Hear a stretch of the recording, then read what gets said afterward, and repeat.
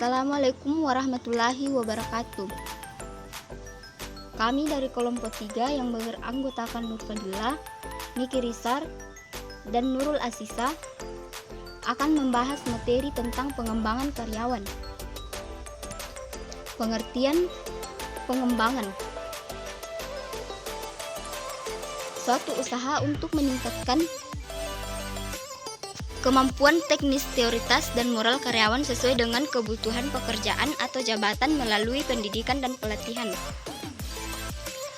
Pengertian pendidikan: pendidikan berhubungan dengan peningkatan pengetahuan umum, keahlian teoritas, konseptual, dan moral karyawan serta pemahaman atas lingkungan kita secara menyeluruh. Pengertian pelatihan: suatu usaha meningkatkan keterampilan teknis pelaksanaan pekerjaan karyawan. Tujuan pelatihan: yang pertama, mengikhtiarkan keahlian, menciptakan loyalitas dan kerjasama, meningkatkan kuantitas dan kualitas kerja, mempersiapkan karyawan untuk promosi, mengurangi waktu belajar karyawan untuk menjadi kompeten dalam pekerjaannya, dan membantu memecahkan masalah operasional. Jenis-jenis pengembangan: yang pertama, pengembangan secara informal. Pengembangan secara informal, karyawan atas keinginan dan usaha sendiri melatih dan mengembangkan dirinya dengan mempelajari buku-buku, literatur yang berhubungan dengan pekerjaan atau jabatannya. Yang kedua, pengembangan secara formal. Karyawan ditugaskan oleh perusahaan mengikuti pendidikan atau latihan, baik yang dilakukan perusahaan maupun oleh lembaga pendidikan atau pelatihan, karena tuntutan pekerjaan untuk saat ini atau masa akan datang dan sifatnya non-karir ataupun peningkatan karir seorang karyawan.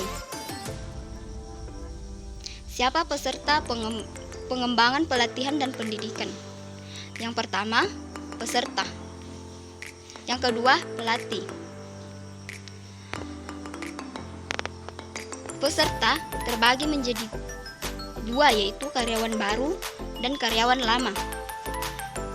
Pengembangan karyawan baru perlu dilakukan agar teori dasar yang telah mereka kuasai dapat diimplementasikan secara baik dan dalam pekerjaannya. Sedangkan karyawan lama, pengembangan karyawan lama perlu dilaksanakan agar para karyawan semakin memahami technical skill, human skill, conceptual skill, managerial skill supaya moral kerja dan prestasi kerjanya meningkat. Sedangkan pelatih, ada pelatih internal, seorang atau tim pelatih yang ditugaskan dari perusahaan memberikan latihan atau pendidikan kepada karyawan. Setiap kepala bagian mutlak menjadi pelatih internal bagi karyawan bawahannya. Sifat pengembangan dilakukan terus-menerus selama karyawan tersebut menjadi bawahannya. Pelatih eksternal, seorang atau tim pelatih dari luar perusahaan diminta untuk memberikan pengembangan kepada para karyawan. Pelatih gabungan internal dan eksternal. Tim gabungan pelatih internal dan eksternal secara ini paling baik karena dasar teoritas dan praktisnya untuk melakukan pekerjaan akan lebih mantap. Sekian dan terima kasih.